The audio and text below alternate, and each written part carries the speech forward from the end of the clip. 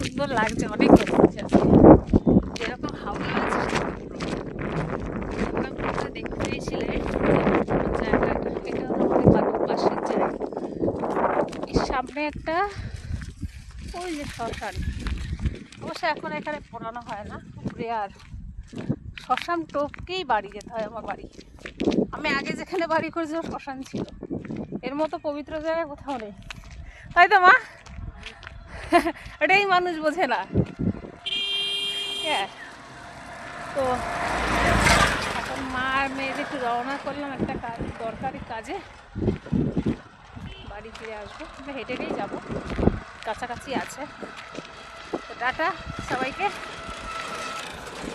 এই আবার দেখি দিয়ে কত সুন্দর। এই দেখো বন্ধুরা, বক।